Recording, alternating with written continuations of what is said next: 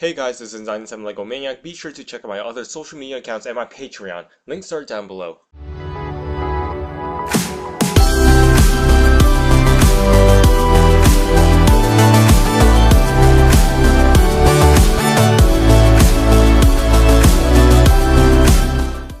Taking a break from an Infinity War custom minifigures series, I have two figures from Black Panther. Now, I never planned on making figures from this film because number one, I wasn't interested in it in the first place, and two, even after I watched it, I thought the movie was overrated and not the best Marvel movie. That title still belongs to films like Winter Soldier, Iron Man, Spider-Man Homecoming, and etc.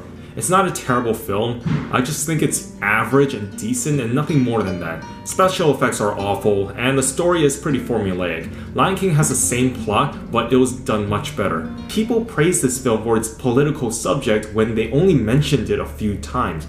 But I will say the design for Wakanda is really cool, and Killmonger is one of the best Marvel villains.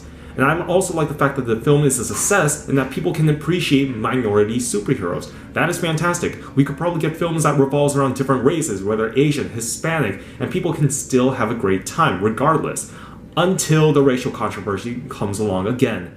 Here I have three minifigures: Black Panther, Killmonger in his robe, and in his habit suit. I started with Black Panther at first without giving an LED feature until I remember I had both orange and purple LEDs, and it gave me an idea to try it out. Besides, I made a few characters with LEDs before, and I still have at least 200 LEDs left, so might as well, am I right? This is my third version of Black Panther. My second version was pretty much the exact same design, but this time I placed details on top of a transparent custom Lego minifigure base. Before anyone asks, I got these transparent base on Amazon, and they are sold out. These transparent minifigures are hard to find nowadays. I couldn't find them on eBay or on Amazon myself, and that's where I got my Savitar base. I explained that in my LG tutorial, so I don't know why people are still asking me where I got these. If you want to find some transparent Lego minifigures, my best bet is to check AliExpress or just keep searching in Google. That's all I can say because I honestly don't know exactly where you can get these now. I sand the ears off a new 52 Batman cowl and I applied Procreate to cover the gap. I use a transparent Lego head for the base and I install a purplish, bluish LED onto the torso. If you want to learn more about that, again, check out my LED tutorial. For his necklace, I sculpted those with Procreate. For his torso, what I did first was paint the entire thing black and let it dry.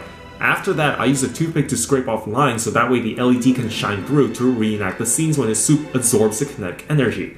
I also did the same thing for his arms. His legs are from my previous version of Black Panther because the LED won't really reach up to his leg that well, so I simply took those and placed them onto my newly updated minifigure.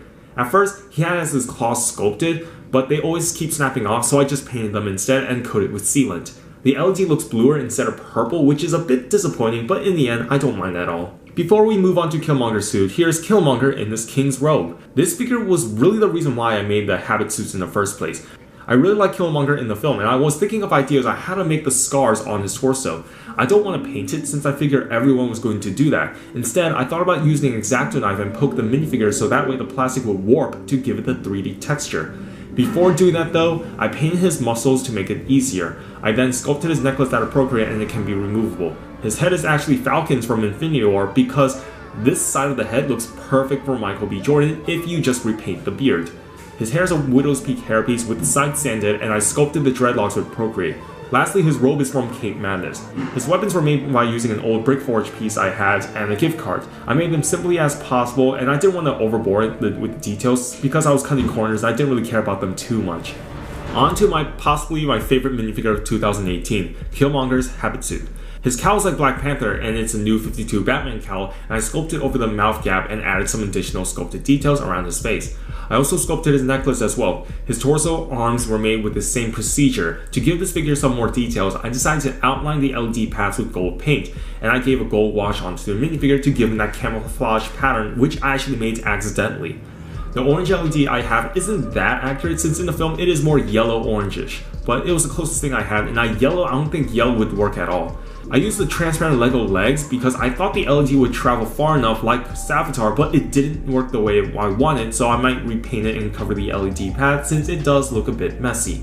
That is all, and stay tuned for my next LED minifigure, and that is Iron Spider from Infinity War. I have more Marvel figures to show and I'm still working on, such as Thanos, Iron Man, and etc. Recreators are also still in the making and I have 5 more figures to go. This summer is going to be hectic with work and figures and hopefully I can make it to Brick Fair with or without an internship. Thanks for watching, and I'll see you guys later.